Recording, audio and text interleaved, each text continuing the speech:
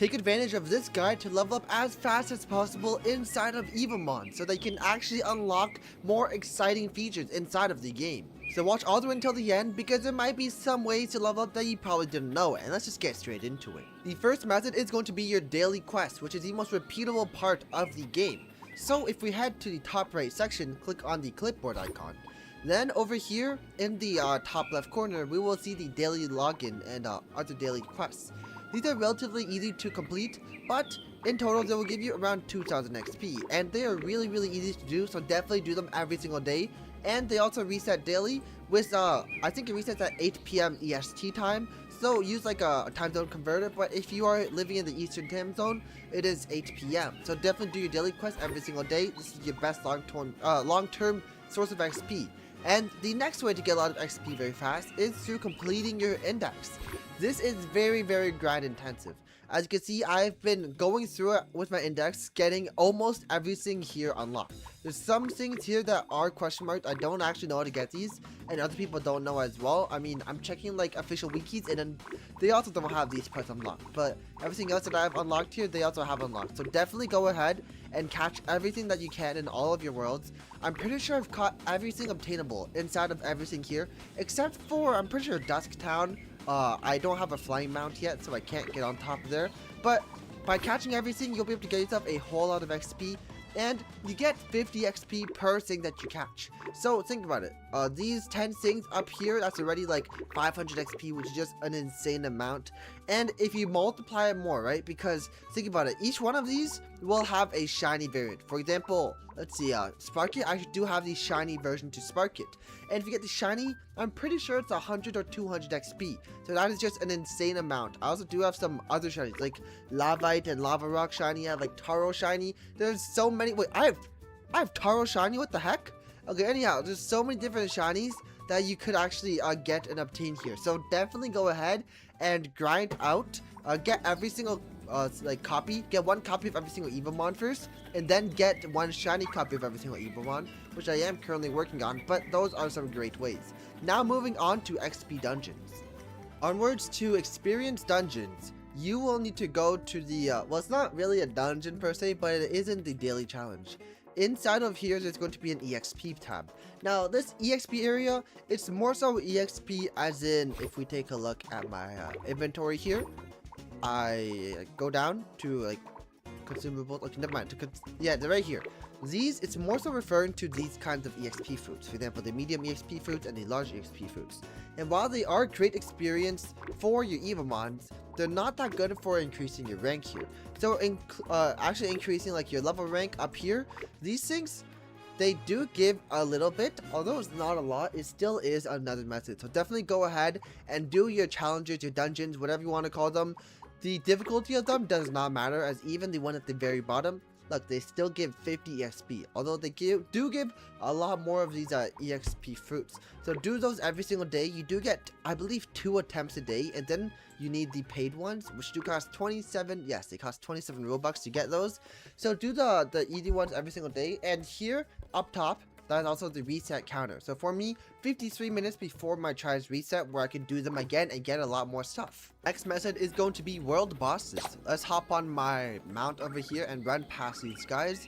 But there will be a world boss at every single world at the very end.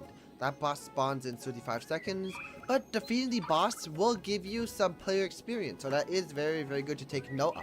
I'm just gonna wait for this guy to respawn by waiting over here. So the boss has just respawned. Let's talk to him and beat him up real quick and show you just how much experience or stuff it gives.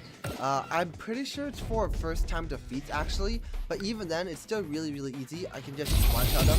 There we go. Beat him up, and definitely do not want to catch him. This guy, I don't really need him anymore. So let's skip forward and okay, yeah, it's only for first time defeats, guys. But if you defeat world bosses for the first time, you do get some player XP, so that is something to take note of. And talk about first time defeats, there's also something else you should defeat for the first time. It is going to be NPCs. There's going to be a lot of NPCs around the entire map. For example, Peter over here that you could probably duel. And if you are repeating them, by defeating them for the second, third, or fourth time, as you can see, it is going to give you some money instead. But if you defeat them for the first time, and there are a lot of them at parts of the map, such as Autumn Hill here. I'm pretty sure there's like 4 different ones. Let's see, there's Noah down here, which is a grass type trainer. There's Mason, which is the water type trainer. Ethan, which is the fire type trainer. And the gym master. Yes, it's 4 different trainers, each of them giving you a whole bunch of player experience. So definitely don't go ahead, defeat all of them, and that's going to give you a whole bunch of EXP. Next up is going to be your main quest line. Your main quest line is not actually going to be in the quest category up here. You won't really find it. The main quest line is going to be over here, where on the right side of the screen you can see, for example, mine is breakthrough to ascend 4.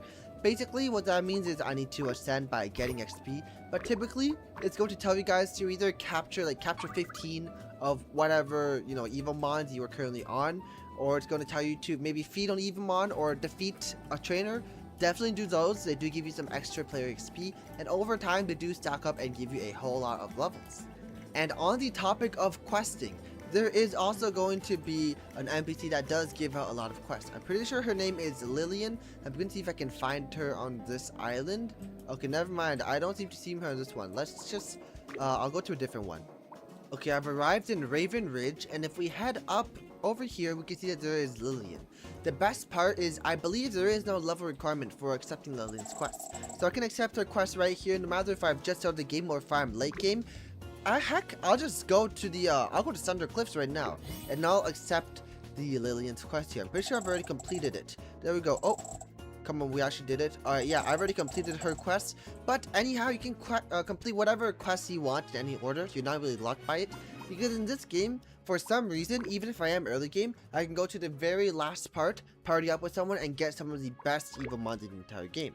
And the difficulty of the quests aren't necessarily always gated by how far they are. For example, Lillian over here, while her quest does require you to defeat this boss, Archipex, which is very, very difficult to defeat, there are some other quests. Like, I'm pretty sure Lillian at some of these middle areas, it tells you to just like fight the world boss or something, or like, I don't know. Let's just take a look. Is there anything here? Oh yeah, look, clear the raid 1 time, or like clear any floor of the tower once, and you can easily do this even if you have not actually unlocked the Lillian at that specific area. You could just cheese through it. So if you are gated at level 28, 29-ish, or if you are gated between level 35 and 39, these are definitely the things you want to do, and there is still one last thing, so don't go yet.